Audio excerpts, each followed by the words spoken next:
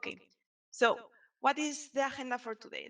I will do this small presentation and then the initiatives will be presented, and afterwards we have a questions and answer. Natalia has left in the chat that if you have any question, you should be writing it in the questions and answer, and the most voted questions are the ones that will be done in the debate. So what is I4MS? I4MS started in 2013, and it's a coordination and support action in order to promote knowledge exchange, cross-border cooperation, and inform about the latest market trends and access to funding opportunities in the manufacturing sector. So what are some of the services that are offered by us? So the different SMEs that have quite some problems in adopting new technologies are engaged in the I4MS project, as well as digital innovation hubs. And some of the services we give are related to business. We also are creating a community that we will later on explain a little bit, and a brokerage system so we can match make SMEs, more traditional SMEs, and tech providers with digital innovation hubs or innovation actions. Then we also try to give the participants access to new markets. We offer trainings and working groups. And we also have some communication services. So we disseminate the open calls and the funding that SMEs can get. And we create webinars such as this one. Okay, so how can the SMEs get involved? So the first of all is they can access the I4MS community, apply for funding, and receive services. What is the aim? That they test new tech through application experiment or pilot projects, and they could also even be rewarded as a best practice or with a Disruptors Award that we will be launching. So these are some of the technologies that are focused in phase 4. Phase 4 started in 2020 and will have a duration of around 30 months, and we are right now in month 6. So what are the technologies? So anything that is related to digital twins, smart modelation and simulation. Here we have the projects of the Brain and Change to Twin. Change to Twin is today with us, so they will explain further what they are doing. We have also laser-based additive manufacturing through Pulsate, and cognitive autonomous systems and human-robot interaction through Better Factory and Voyage. Actually, these two projects are very interesting because they actually work also with artists in order to create some synergies and disruption in the manufacturing sector. Then we have AI, innovative artificial intelligence applied to manufacturing, which is represented by the AI Richo project. They are also today with us, so they will explain a little further, and also Kit for SME. So who are the speakers today? So we have a representative from the World Manufacturing Foundation. He's actually the lead and scientific and strategic projects of the World Manufacturing Foundation, and he's Mark. Then we have Sarah from the Digital Industry Training Atlas, Florence from Change to Twin, and Madi and Sergio Cusmeroli from AI Richo. They work at the Politecnico de Milan. So in order to establish a state of art, so why are we doing this, or what is happening in the digital skills area, I want to show you a little introduction. So there's a high demand of ICT specialists. This is regarding all the sectors, not only manufacturing. And this sector, or the ICT specialist demand, has grown during the last 10 years, 41%. But the global employment growth has only increased 3%. UK and Germany are the two countries that group 36% of all the digital talent professionals in Europe. There's also a gender gap, so we have the offer and demand gap, and then we have the gender gap. Female ICT specialists are very low in regards to the STEM careers, and this is something also that is interesting to be taken into account. And while what I was saying, the digital sector has more demands than for each offer. There's a lot of demand, but there are not so many persons that have the skills to be able to work in these demands of the professions.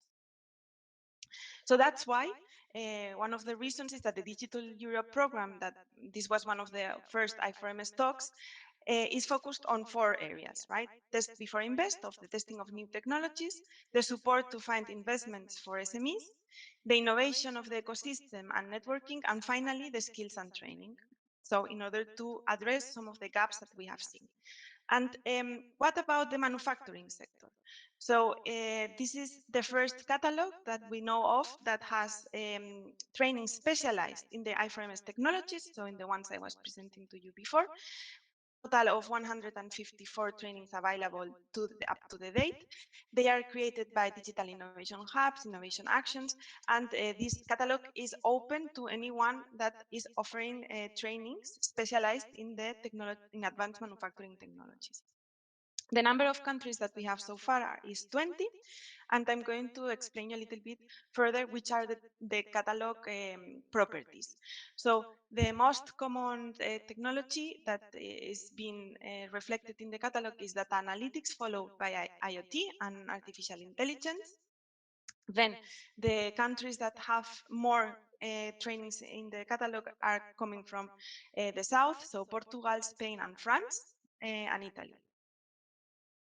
Then in regards to the level of these trainings, the highly specialized are the lowest ones, so these are only 10%. The intermediate level are the highest ones, which are 39% address and intermediate level. In regards to the sectors, the most common one is the automotive one, followed by ICTs, energy, agriculture, and aerospace. And I wanted to give a small introduction also to a tool that we are going to be launching soon. So in order to see this offer and demand gap, we will be able to use one of the tools that we are creating to matchmake more traditional SMEs and tech providers with digital innovation hubs and innovation actions. This is the brokering system. The brokering system has a variable that is regarding to skills and training about the needs and the offers. So we will do a matchmaking and create profiles of different innovation actions or different digital innovation hubs that are offering trainings and see what the real demands of the market are. So with no further delay, we are going to start with Mark. So the floor is yours, and I will be passing the slides. Thank you, Marta, and good morning, everyone. And thank you for the invitation and this opportunity to share to you the different initiatives that the World Manufacturing Foundation is doing. I will start my short speech by introducing what the World Manufacturing Foundation is doing, and then later on I will be sharing some highlights from the 2019 World Manufacturing Forum report entitled Skills for the Future of Manufacturing. So the World Manufacturing Foundation is a nonprofit organization based in Milan, Italy. We act as an open platform to spread industrial culture worldwide through our different activities.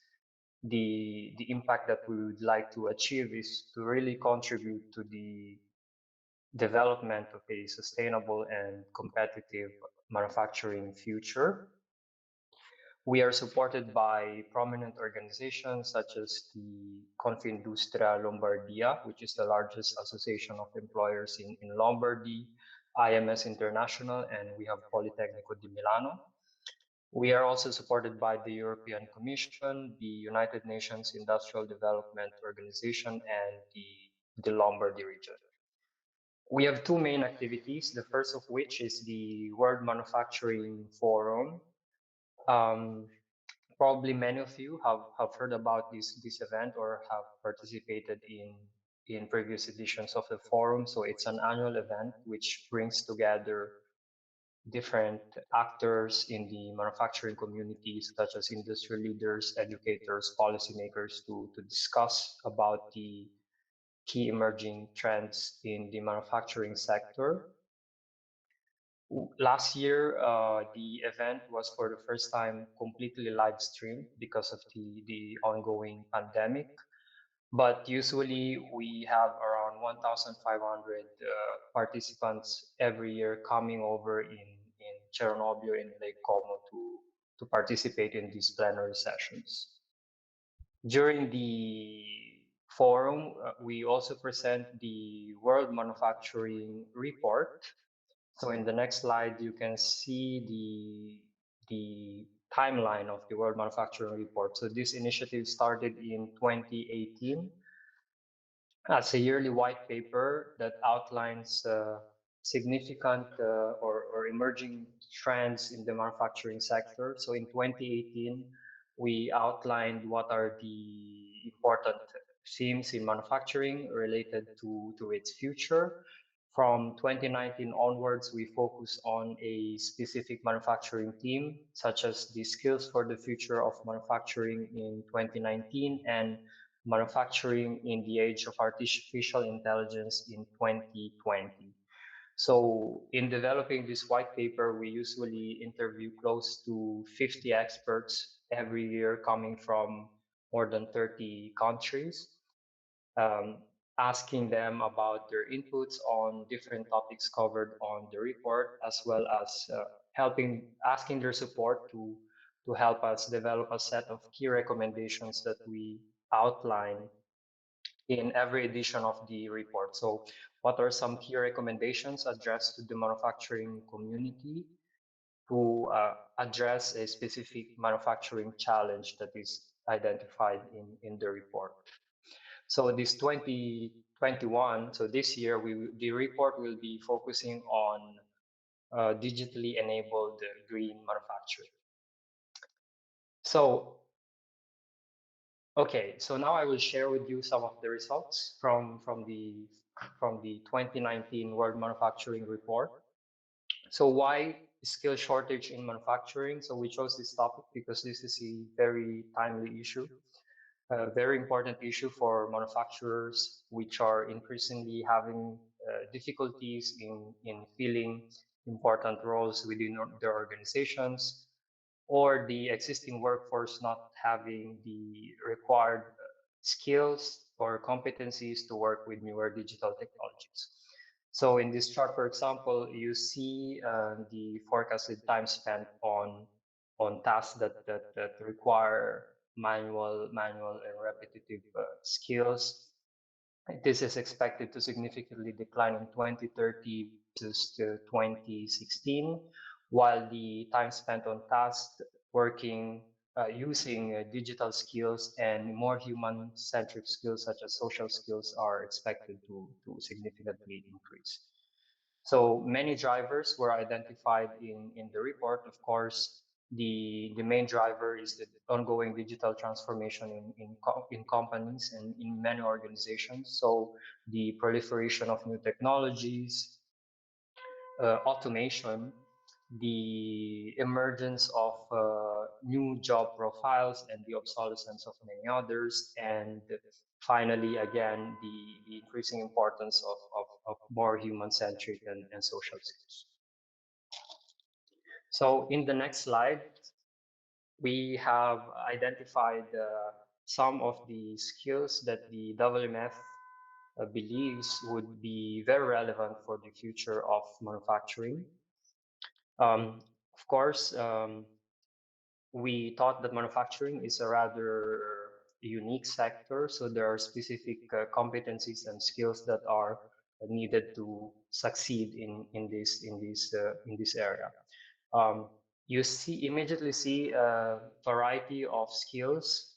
There is a good balance between digital skills and more human-centric skills or soft skills that complement those digital skills. So on top of the list, you have digital literacy as a holistic skill to interact with, understand, enable, and even develop new digital manufacturing systems, technologies, applications, and tools. So we enlarge the scope of this competency to not only include the basic competencies uh, related to interacting with digital technologies, but also having the ability to develop simple applications, digital manufacturing applications when the need arises. This often requires some knowledge of coding, programming, and analytics.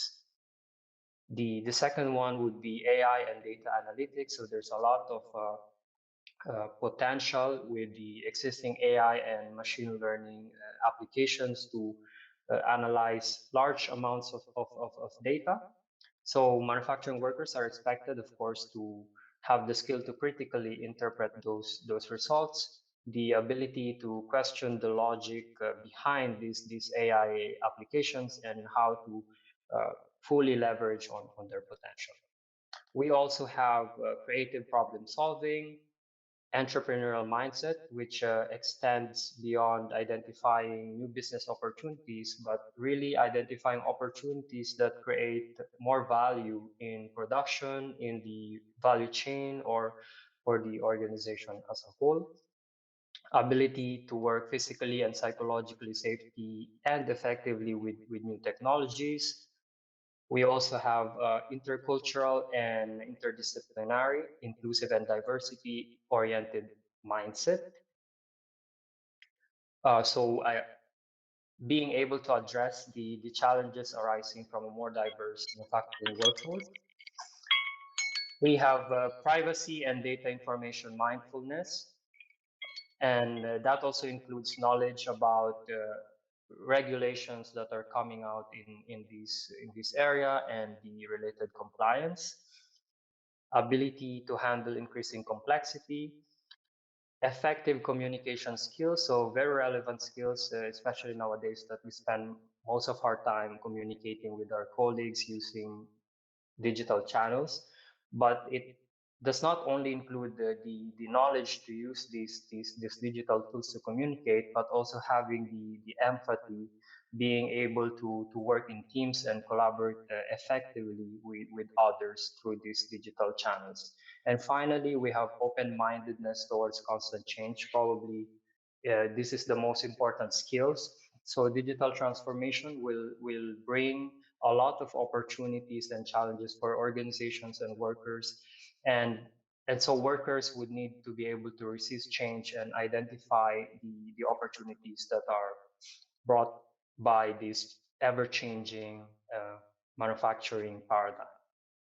So finally, we have some key recommendations. I will not be discussing these recommendations in detail, but I invite you to download the 2019 edition of the World Manufacturing Forum to learn more about these key recommendations on how the manufacturing community can build a skilled manufacturing workforce. Many of these recommendations are relevant in today's discussion, such as encouraging lifelong learning mindset in the manufacturing community, developing new profiles with technical expertise complemented by generalist know-how, elevating the value of vocational technical education and tech training pathways, and finally, what we are doing, um, really collaborating, sharing our resources and expertise to address these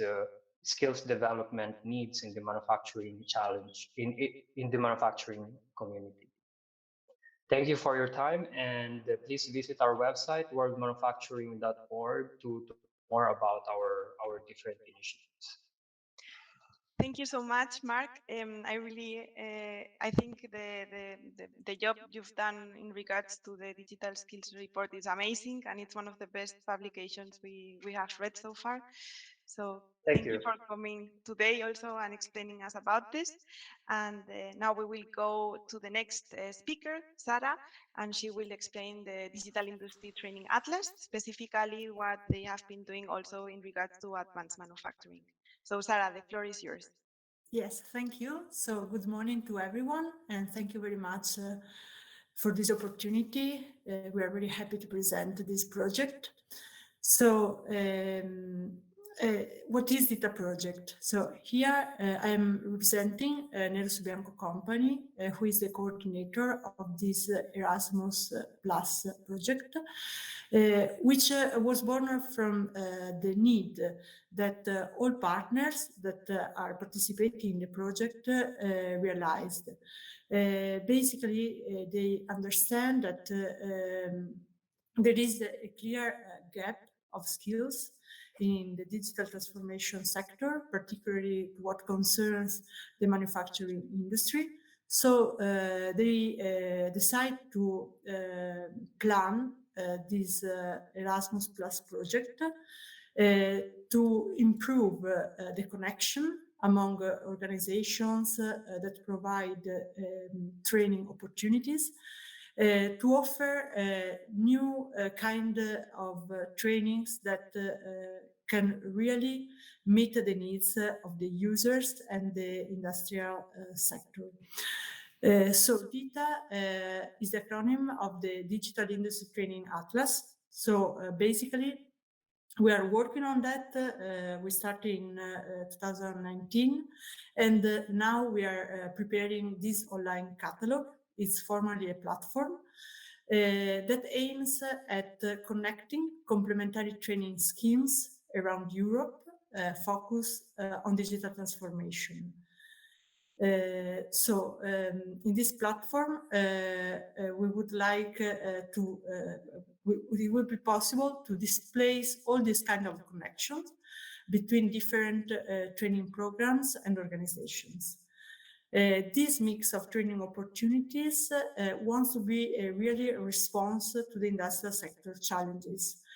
So we imagine that users, for example, from companies or organizations that are looking for training opportunities in the digital transformation sector, would access to the DITA platform in order to find some specific courses that can be mixed. For example, if they need some particular trainings in the IoT, and they can have this course, for example, in their country, but they miss some specific skills in other opportunities, they can connect this training to one of the best training centers, for example, in Belgium.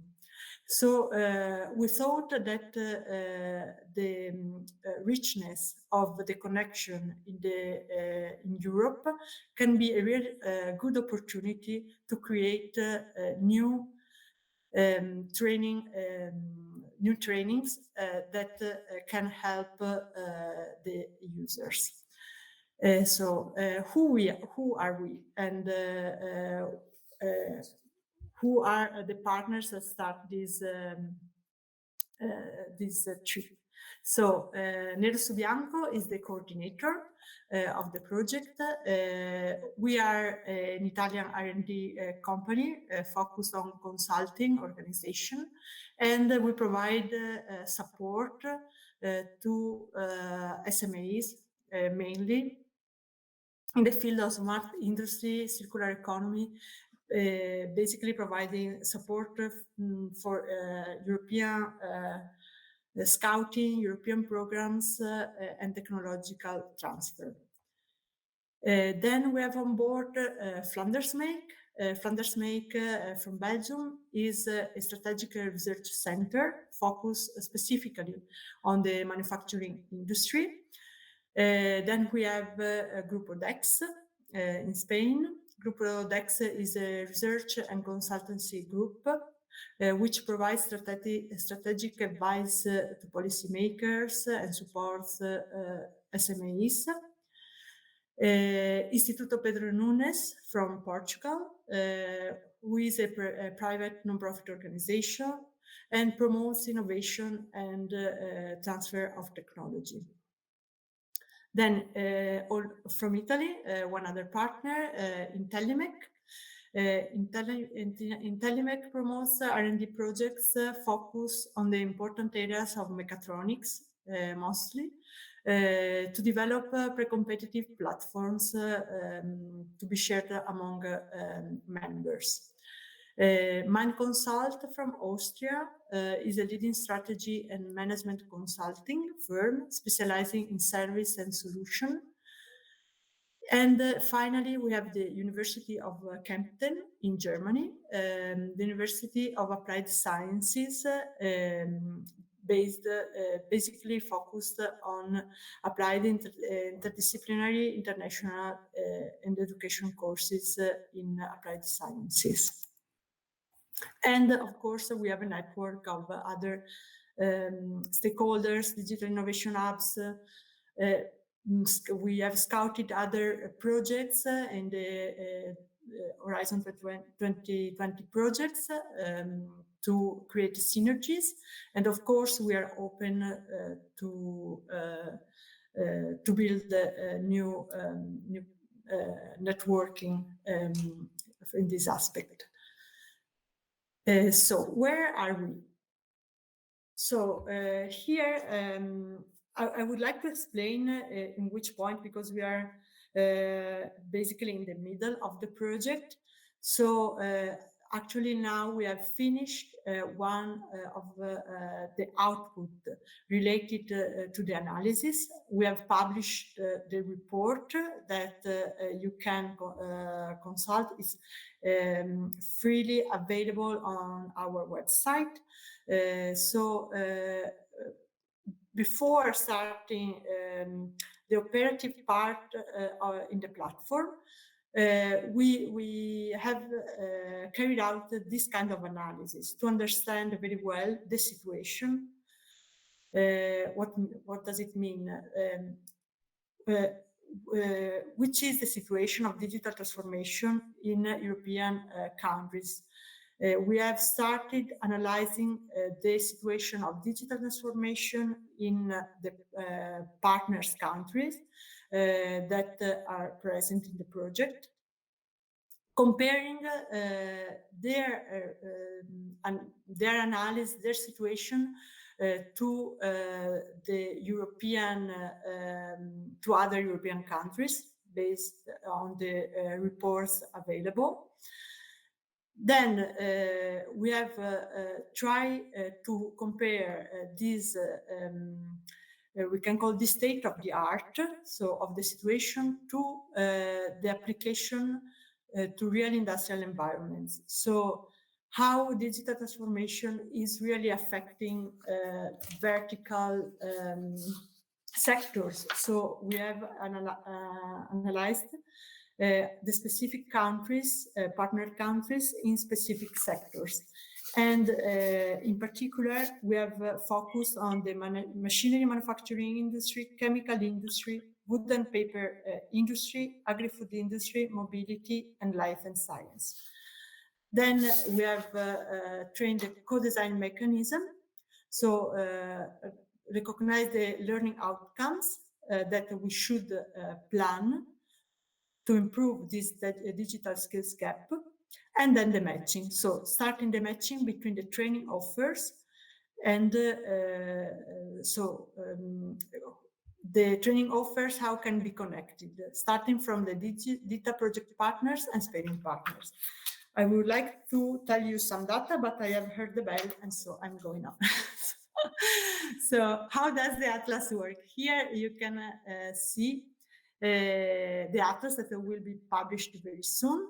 So here is an example of a sparring partner, an Italian organization that offers training courses in the digital transformation, and how a user can find this specific course. So the type of possible search. So here the user can choose from the specific digital transformation training course that would like to study, to improve, the language of the course, and if the course is online, on site, and when it starts and when it ends. So the point is that the platform would make the perfect match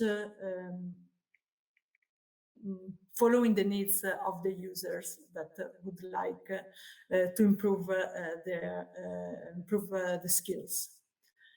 And finally, so last slide, please. Yes. Thank you. So We would like to ask you if you are training an organization that offers courses in the digital transformation area. If you would like to join the Atlas, we would be happy to add you in the platform, discuss possible connections, and so on. So please feel free to contact me and visit the website of the project, ditaproject.eu. Thank you, Sarah, so much. Thank you very much. Perfect timing. Yeah, you're the best. I had more things to do to say, but Yeah, we can discuss I got later. it. Yeah. And now we will go with Florence. She is going to present the Change to Twin project and specifically what they are doing in regards to the skills and training programs. Florence, the floor is yours. Thank you, Marta. Good morning, everyone.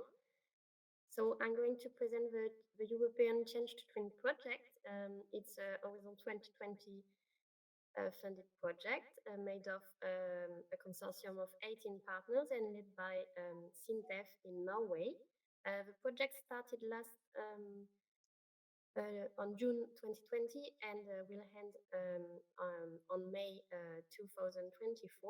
The goal of the Change to Twin project is to ensure that manufacturing SMEs have easy access to digital twin and support SMEs in their digitalization efforts and digital twin deployment. For this purpose, we offer a funding scheme that support SMEs from digital maturity assessment to technology deployment with the deployment of digital twin solutions. So I will present on next slide the funding opportunities. The project also developed a marketplace dedicated to digital twin technologies as a one-stop shop for digital twinning solutions that could be of interest for solution providers for promoting their solution at a European level. So the main target groups for the project are manufacturing SMEs, of course, because it aims to supporting them, technology providers, mainly through the marketplace, and also digital innovation hubs, because they are key players in the project and in connection between SMEs and technology providers. And digital innovation hubs are supporting the funding scheme by delivering assessment services as part of the assessment open call. Thank you. A quick look on the Change to Twin Open Calls funding scheme. It's made of two instruments, the assessment open call and the deployment open call. The assessment open call is currently open, so you can apply if you're interested. It will be closed by the end of March. It provides SMEs with up to 10,000 euro to be used with a certified digital innovation hubs that will deliver a digital maturity assessment and also ready-to-use training receipts to the SMEs. So the assessment open call aims to cover the cost of hiring a digital innovation hubs. On June, the next open call, the deployment one, will open and provide SMEs with up to 90,000 euros to be used this time with technology providers for digital twin solutions deployment. So we cover from the digital assessment to the digital twin deployment. There will also another open call round next year in 2022. Thank you. Yes, so I said that for as part of the assessment open call, the SMEs will get the support of certified digital twin, certified digital innovation hubs. So we developed a network of 38 digital innovation hubs from 15 EU and associated countries. I've put the map of all the digital innovation hubs we involved in the project. um, the sorry the network sorry we closed the certification process for this first round of the assessment open call. But if you're interested to join the DIH network, do not hesitate to contact us, because we are always very glad to extend our network, and especially for the next round of the open call, we will try to extend more the DIH network. So DIH involved in our network participated to a certification webinar at beginning of January that aimed at preparing them to deliver their assessment services as part of the open call. And Change Twin Partners provided the DIHs with dedicated information on digital twin, a common understanding of digital twin technologies, barriers to adoption, key enabling technologies, and also general information on standards. And we also deliver the core part of the training with a proper training to the Change to Twin assessment methodology and tools for supporting the digital innovation hubs in their assessment services. So on the next slide, yes. As part of the project, our partner, TNO, developed two high-quality assessment tools that have been presented to the digital innovation hubs and aimed at supporting them for delivering their services. There is the first one, the Compass tool, the digitalization tool that connects the SMEs business and its KPI with the digital twin purpose. And then there is also the readiness tool, commonly named 7-step tools, which aim at assess the readiness of the SMEs with a set of questions and information about the why implement digital twin, asset selections, infrastructures, training building, all information regarding live operation of the twins, business actions, and finally, because there is also changes, how to keep alive the digital twins technologies. So this is an assessment package that is available for the digital innovation hubs and support them in their assessment services. Yeah. So if you want to have further information about the project, please visit the project website, and you can also follow us on LinkedIn. There is still a recent post, and you can also send us an email to get all information about the project, and do not hesitate to join the GIH network at the following addresses. Thank you. Thank you also. So now we are going to our final speakers. They are from the European project Innovation Action AI region. So first, Madi will give Sergio will give an overview about the project, and Madi will go deeper into the skills. So Madi and Sergio, the floor is yours. Okay, good morning, everybody. And I'm the coordinator of the AI project, which is one of the innovation action phase 4 of I4MS, as Marta explained in her slides. Please contact me for further information about the project. It is better maybe that you contact me, because the email address of Madi, my colleague who is following this presentation, his email address is a bit complicated. You will see in the last slide of my presentation. Anyway, Innovation Action, we are a sister of Change to Twin, and we have already started collaboration with Change to Twin, in particular with the digital transformation assessment tools that we are developing. However, today I'm not focusing on the digital transformation assessment tools. Next slide. but I'm focusing on our offer regarding training.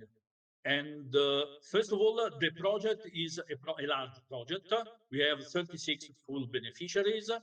And if you click twice, we have a very strong link with the Vanguard initiative. So we have a very strong initiative with regional authorities out of 13 regions and their digital innovation hubs, and 8 regional authorities are also part of our consortium. So my availability is full for you to address me if you want to collaborate, for instance, inside the Vanguard initiative and the efficient and sustainable manufacturing pilot and the digital transformation demo case that I'm chairing. Then we have also a catalog of assets, as also changed Twin, as these assets are coming from a previous phase 3 project, which is MIDI, and it is targeting the big project about AI, because as Marta said, AI Ligio is one of the 2 innovation actions in the AI innovative applications domain. And then we have 17 experiments plus other 16 experiments through financial support of third party, which will be launched will be synchronously with the change to Twin. The first wave will be launched in June this year. Next slide.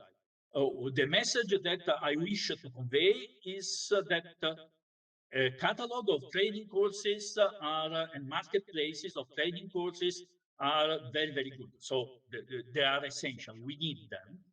But in my opinion, they are the end point and not the starting point.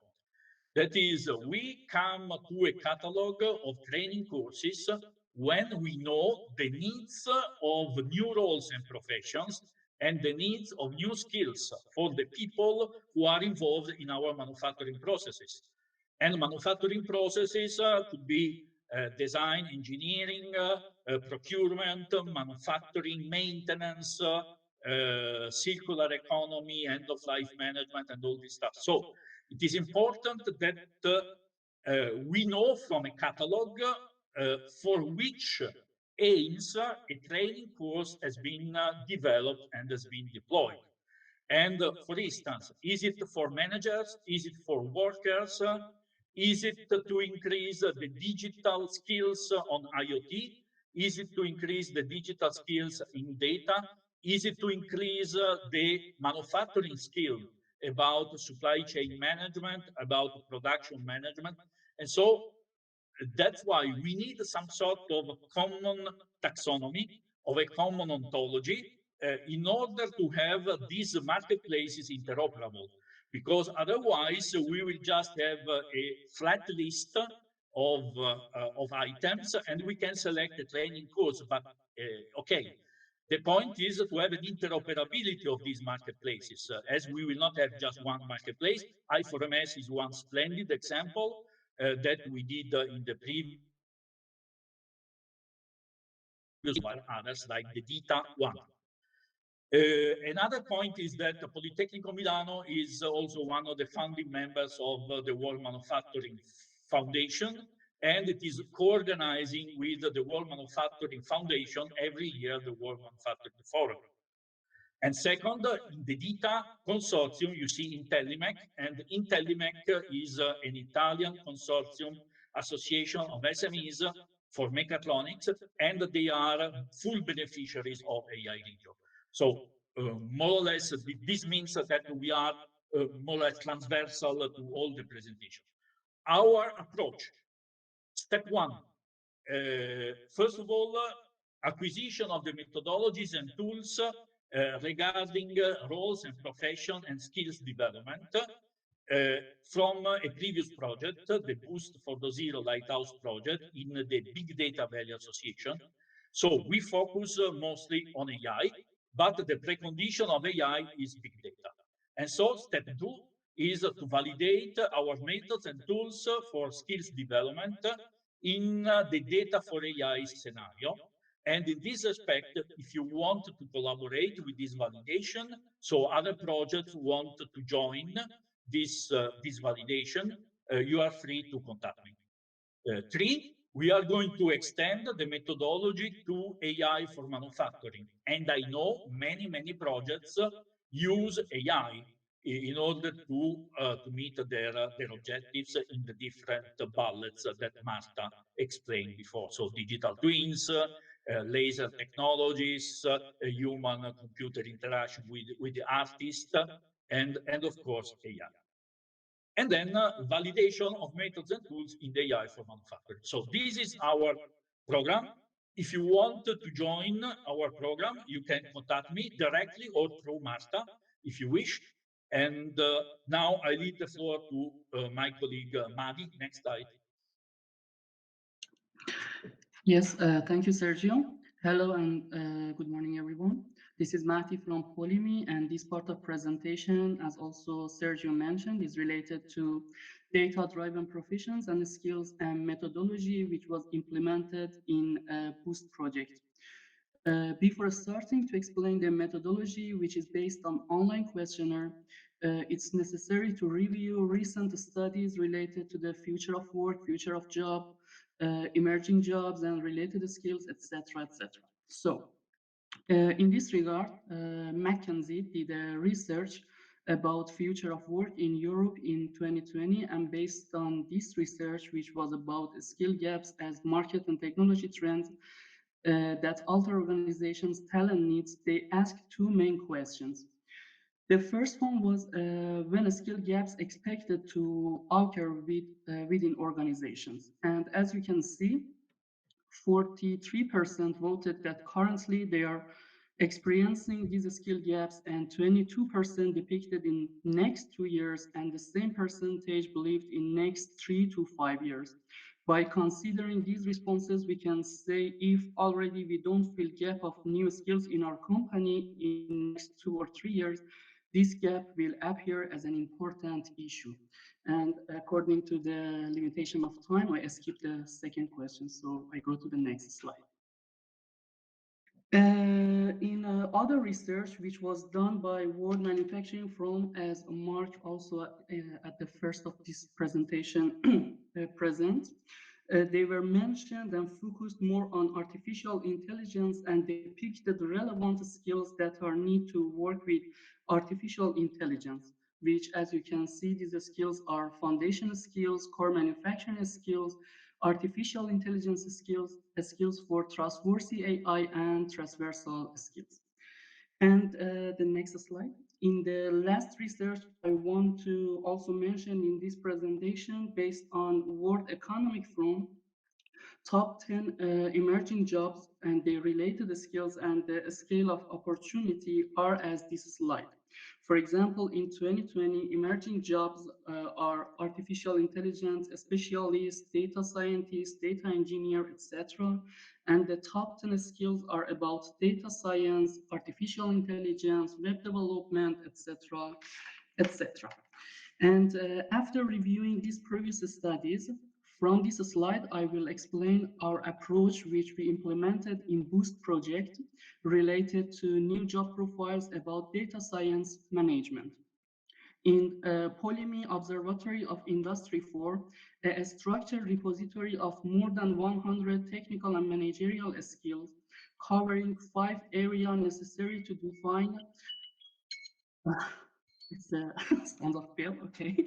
Industry 4, necessary to define Industry 4 strategies, design, and business model. These areas are product, service, design management, supply chain management, operations management, data science management, IT and OT integration management. Next slide. Boost, we just focused on data science management area, and we introduced 5 job profiles related to this area. That, as you can see, they are data science manager, data scientist, data science architect, data engineer, and visual data designer. For each job profile, as we introduced several skills and based on online questionnaire, we asked from pilots and replicant factories to prioritize these skills related to situation of their company. So by this questionnaire, we achieved a general overview of skill prioritizations. And also here you can see some example of these questionnaire. And the last slide. Okay, here then after the first questionnaire, by publishing the second questionnaire, the second survey, we asked from the pilots to specify level of these job profiles and skills in their company. They specified if needed or possessed these skills in their pilots, and if possessed, how they could fill these gaps. For example, by implementing training course, by collaborating with other partners, etc., etc. And based on their answers, by these radar charts, we analyze their responses. And also here you can see some example of this skill analysis. Sorry that I went 1 minute more than the time of presentation, and thank you for attention.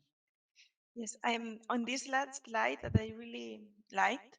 So you did like on month 18, it was like a pre-test, and then the PCL they participated in a training, and then you assessed them. It was a self-assessment, or how did, maybe you can elaborate a bit on this since we have a Yes, actually, we did this assessment in month 18 and month 36.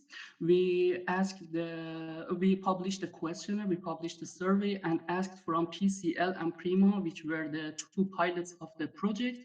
And they filled the questionnaire and they said, okay, for example, in month 18, the level of this skill, this job profile was in level 3 according to that questionnaire, and the level which we wrote it in that questionnaire, they feel, for example, they are in level 3.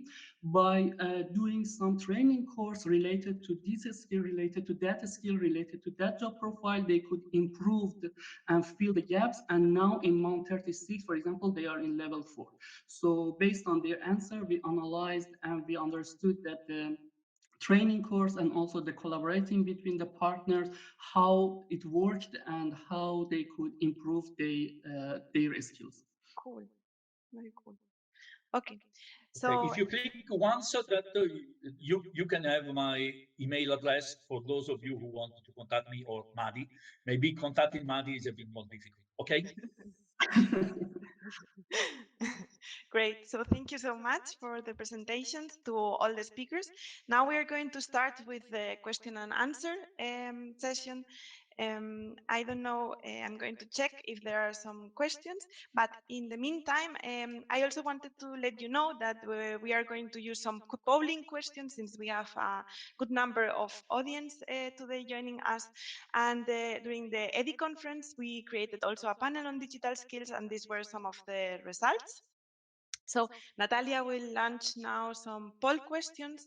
The first one being what the main obstacle for the upskilling of workers and citizens is. So mainly they said it was time, followed by the cost by 34% and the low offer by 14%. Then in regards to the offer and demand of digital talent, the most urgent challenge that it was presented was the upskilling of workers in a 67%, and the reskilling of citizens only 32%. And when the biggest challenges SMEs face when adopting new tech, this one I think is extremely interesting because the percentage also it's similar to other studies that we have seen, and it follows the 4 pillars that I was telling you about the Digital Europe program. So they say that in order to adopt new tech, the lack of skills and knowledge is the first challenge. And one could think it would be the cost and financing of adopting this new tech, but apparently this is not the case. And then access and support of the ecosystem would be at the same level.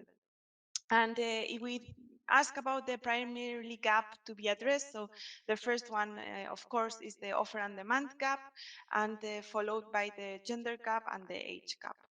So do we have some questions? I'm going to see. Hi, Marta. Yes, we have one question from Eurico, and he's asking you and Sara the question: how do you ensure the quality of the delivered trainings since they are involved in the blueprint projects for roadmap of skills for additive manufacturing and for the defense sectors? And one of the requirements or need they have identified was associated to ensuring the quality of the trainings that are delivered. So, how do you ensure the quality of these trainings are delivered? And Yeah. how do you align the training offered in the catalogs with the industrial standards? Yes, so basically we select the organizations that participate in the atlas. I mean, we ask for to complete a questionnaire so we can understand the type of organization that is delivering courses. Consider that at the moment we have high standard organizations. All of them are university research centers recognized by the European country where they are placed and at the European levels also. So basically all of them are very well known. And of course, we ask so the information about the organization. We have also organized we ask for the type of certifications that they are delivering, and we are trying to build a sort of common certification, if possible, to try to understand how we can recognize these trainings connections. Basically, we are addressing like that. So at the moment, we have very high level organizations, and all of them are required by industry to yes, to prepare courses. So they are all in the industrial sector already. I hope that I answered the question, and anyway, I am open to discuss. Please feel free to contact me, and I can arrange a one-to-one call. Great.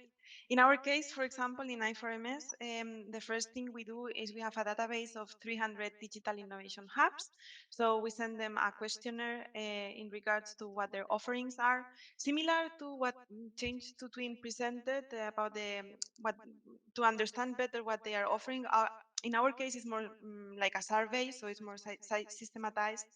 And we do this so the same as Sarah. We select very well the people we ask about the trainings, and then we create the content. So not all the trainings that we received are published, so we always do some background check of the ones that we receive. So we do that very well. In regards to if we address the industrial needs, so what we did is that this survey is very well structured. So we follow the I4MS technologies that have been developed since 2013 and the technology adoption cycle of SMEs. So these are two of the variables that we use in order to categorize the trainings. Yeah, so mainly I would say sector and technology are the most important ones, followed by the level of the course, the language, and the technology adoption cycle status that the training actually addresses. So this would be mainly how we do it. Remember that we are having some poll questions that are launched. If you want, we can start seeing some of the results. So in regards to what are the biggest challenges SMEs face when adopting new technologies, if it's cost and financing, lack of skills, access, ecosystem support. So let's see. So we have 4 votes for lack of skills and knowledge. It's increasing a Marta, little bit. Yeah. maybe you can explain how to answer the polls, because maybe some people is not very familiar with the tool. Okay, so if you go to the top part, there are like some squares and circles and a triangle. These are like the part where the interactive tools are from the Hangouts, and you will see that there's the poll questions and the questions and answers.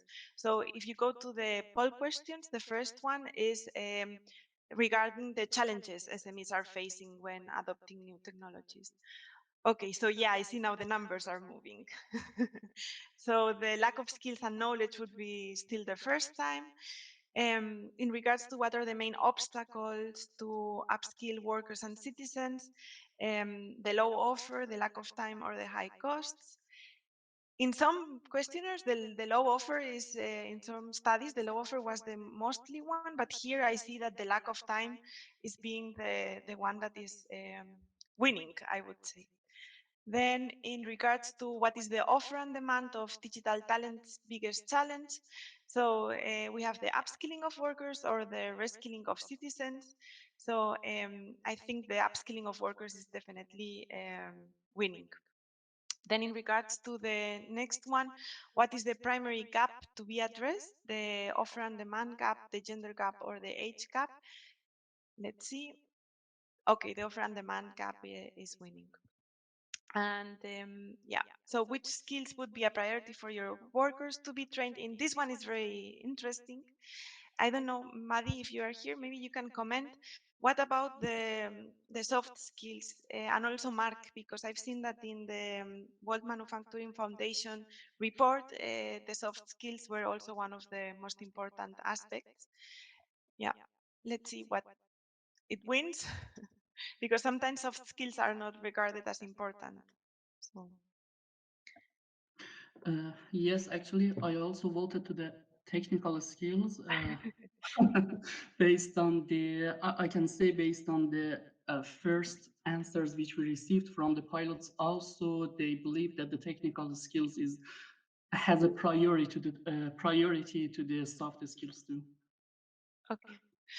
And to the next one, so how would you deal with the aging tendency of manufacturing workers? So maybe Mark, you can comment on this, because in the report we saw that one of the suggestions to solve this was to have them older workers in manufacturing companies to be the mentors of the younger generation, and also that the lifelong learning was very important.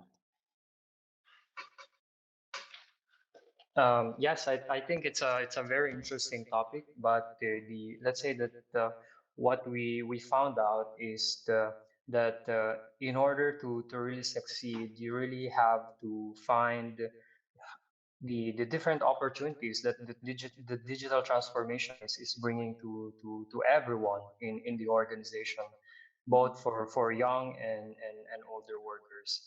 And we have mentioned in the report the possibility to leverage on the expertise and the experience of older workers in helping the younger individuals to succeed in the company. And sometimes this can also work in reverse, because young workers can also uh, help the older ones in the organization to succeed in working with newer digital technologies. So this loop in learning is what makes it interesting and for everyone in the organization. Yeah, that's true.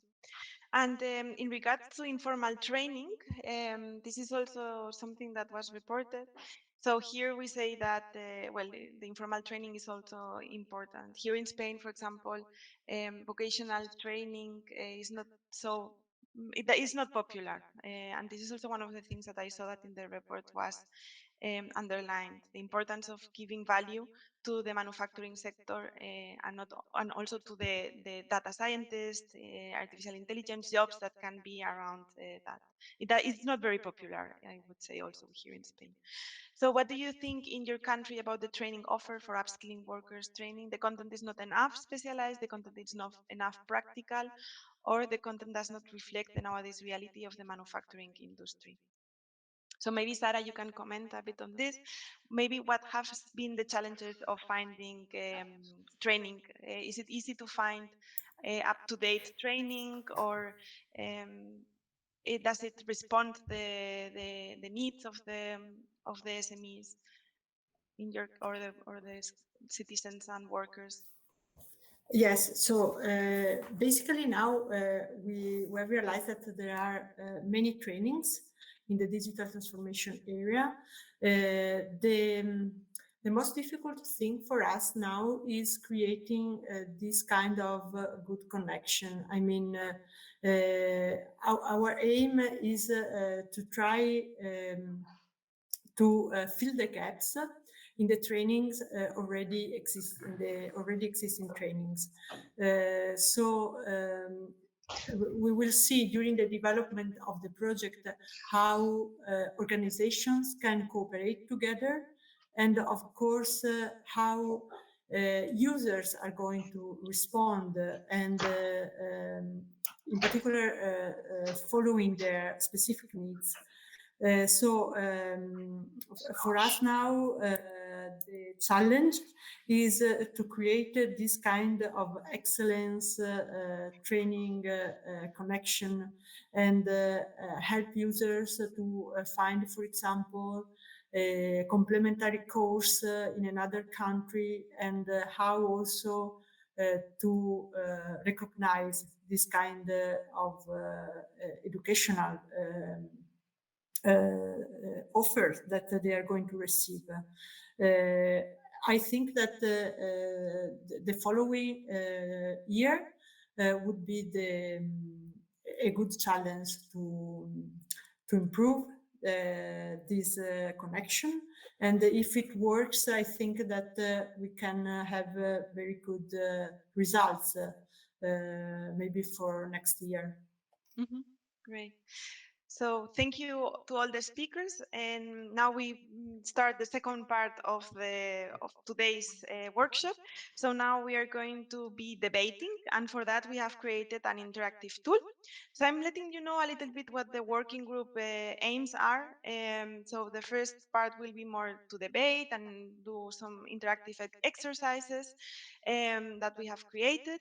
Then we will try to give voice to you so that you can present. One of the biggest things I want to say is that we are very thankful that you're here listening to us today, and also that you're contributing because your expertise is very valued, and also that you share with us your insights and your voice counts in that set.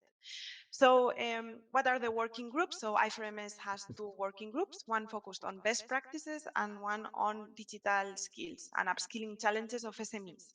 So the aim is to connect with stakeholders, so to do networking among us. This is something that I've seen that in the chat is happening, so I'm glad that you are exchanging your emails and finding synergies.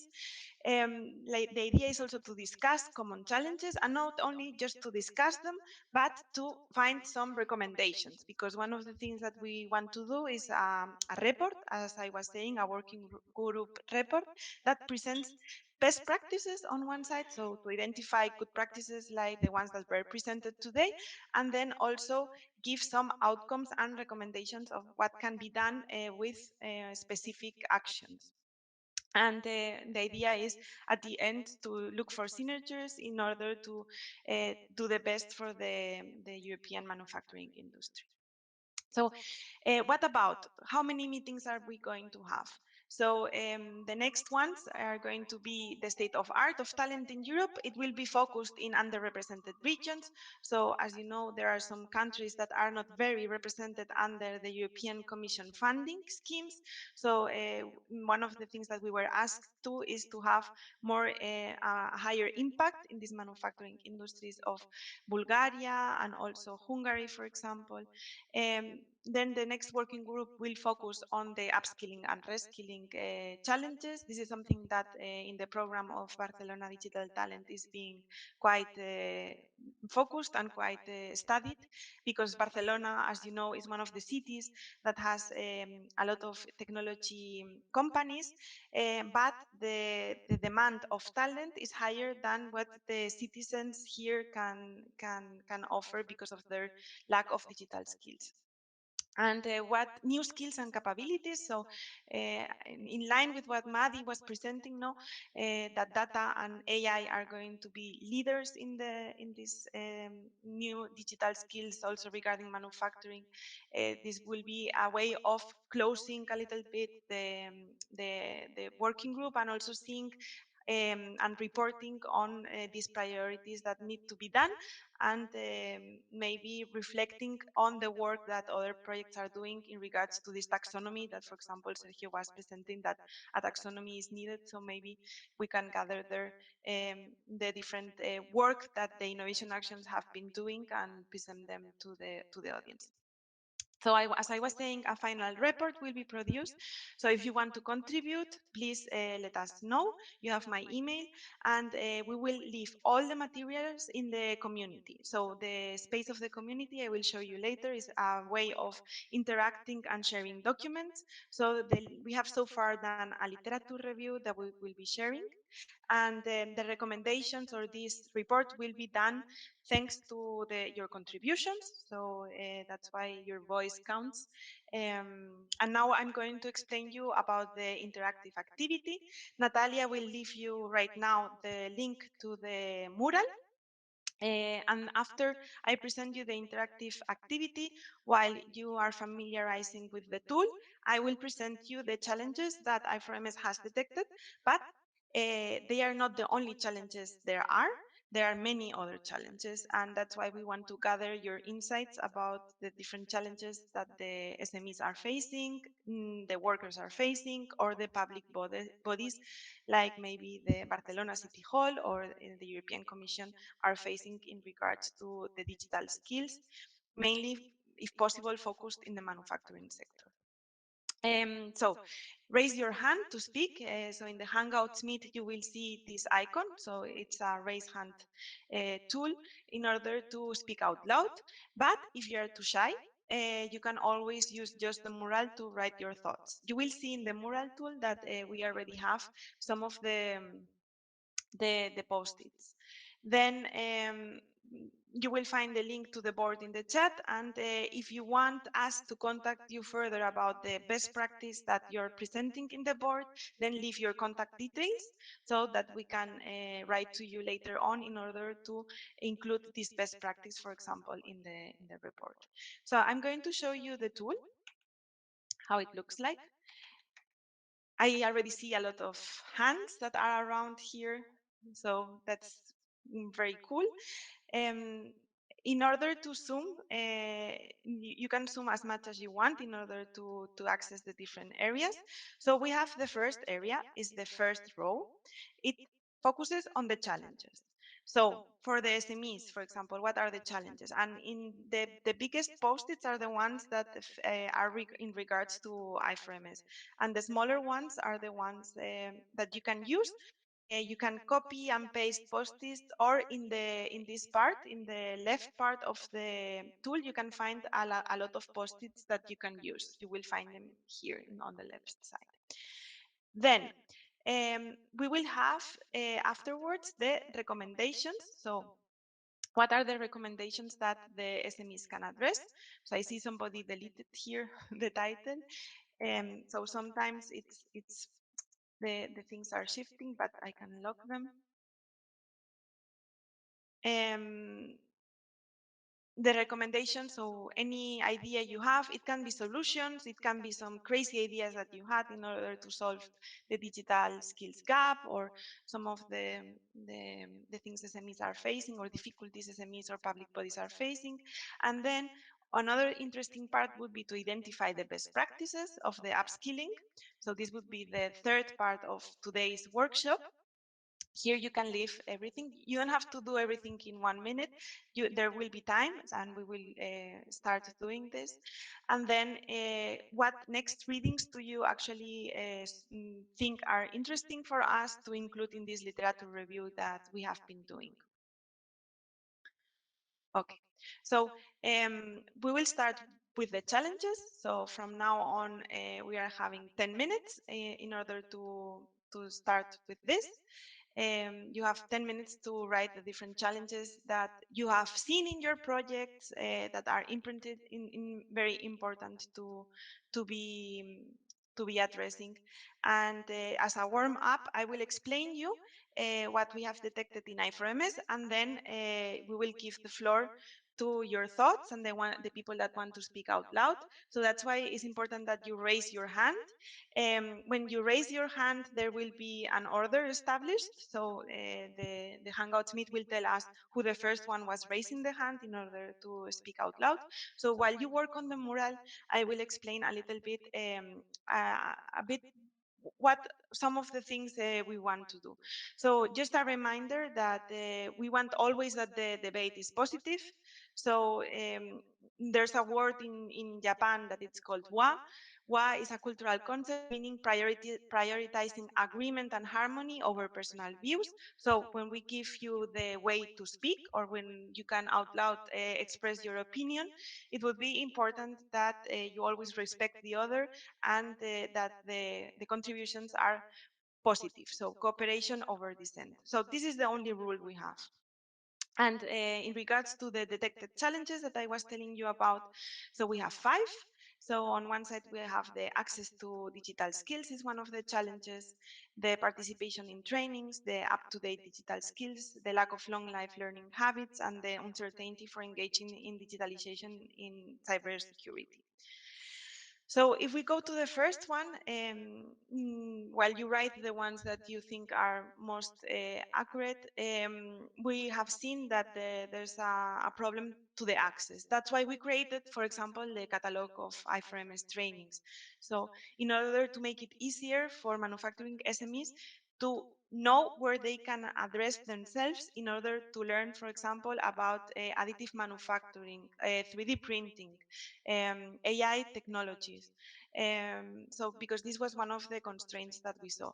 If we want to see it in a report, or where do we find out about this gap, we can see there's a report from the European Commission that it's called Skills for SMEs. This is part of our literature review, and it's estimated by right now in 2020 there's a gap of 750,000 IT professionals, so almost a whole city of gap. Then if we go to the training, so this is something not only in the manufacturing sector, but digital skills training is seen always constrained by time, scheduling, cost, and content. This is also quite, I would say, it agrees with the poll questions that we were launching to you. If we see one of the reports that was also cited today by Madi, this report is really cool, it's very long, but it has a special part on advanced manufacturing technologies and also in manufacturing. So it actually tackles both of them. This data is from advanced manufacturing. So on the average reskilling needs, we can see that the highest need would be less than 1 month. So it would be something quite easy to tackle. So that they see that time is a constraint. It shouldn't be. So this is one of the studies that I recommend and that they were in the literature review. Maybe you can also tell us about other papers, also scientific papers that you know of that you can leave in the section of the literature review. And then we have the up-to-date digital skills. So this is something that Barcelona Digital Talent also saw in the report, and that we can see also in the next slide, because I gathered also some data regarding this that is in the World Manufacturing Foundation report. The problem between university vocational training and the needs of the market is still there. So the demand and offer gap is also in the educational sector. So if we check this, there are different skills framework. I really like this one because it did actually focus on the different degrees and the levels. So from K-12, so from the most basic education to the doctoral PhD education, and the basic manual and digital dimensions that follow the technical skills, and also the soft skills that are in basic communication, creativity, and entrepreneurial, like one of the last comments that Mark was presenting. So I really think this shows it a little bit, like it's one of the interesting skills framework that I've seen. And the fourth challenge out of 5 that we have seen in I4MS is the lack of long life learning habits. This is one of the most important challenges SMEs face for upskilling their staff, and was commented to you before. And I have to say, this is not only for manufacturing and for SMEs, this is for all related jobs. And there's a really cool report that it's called Manufutur 2030 that was recently published. It even has data about the impact of COVID in some manufacturing companies, and the challenges or the key parts that the megatrends and drivers for manufacturing will be are political and environmental. As you know, The circular economy is very important, and in this sense also the lean manufacturing processes, better factory, and also projects are very interesting in this sense because of the personalization of products that will use less resources. So the climate change and the Green Deal have a big role and will have a big role as a mega trend in the future. Then the economic part, the fierce competition. So Europe is lagging behind from other superpowers like the US and China. This is not new, but we will see a shift, or we have seen even with COVID, a shift towards the manufacturing in China. Here in Europe, one of the examples is very clear. For example, Germany had the capacity to create masks. Spain didn't even have the capacity, or manufacturing SMEs, to tackle some of these problems in the pandemic. And even there was a COVID-driven society innovation that was focused on the makers. I don't know if in some of your countries, but additive manufacturing appeared to be from the homes to the hospitals, one of the solutions for that was during the hardest months of the pandemic. And in regards to the social mega trends that will be addressed, for example, we have the changes in demographics. So this is why, for example, the challenge number 4 is regarding long life learning, because the work population will age and will probably have to be working until they are 65, 70, I hope not 70, but this will be, with the life expectancy growing, this will also grow. And then new skills and employment patterns are going to be also one of the mega trends. The adoption of AI, as Madi was presenting. And the technological, of course, this has been driven the last years.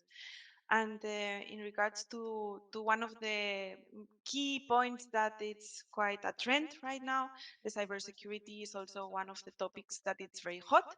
And there's one of the challenges that has been seen, that some companies do not transform themselves or do not adopt technologies because of they are reluctant to adopt technologies because of cybersecurity threats.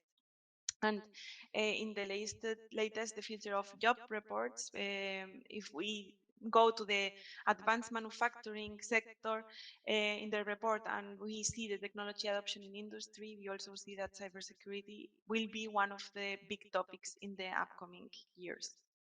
So these are our challenges. Now we are going to see your challenges. So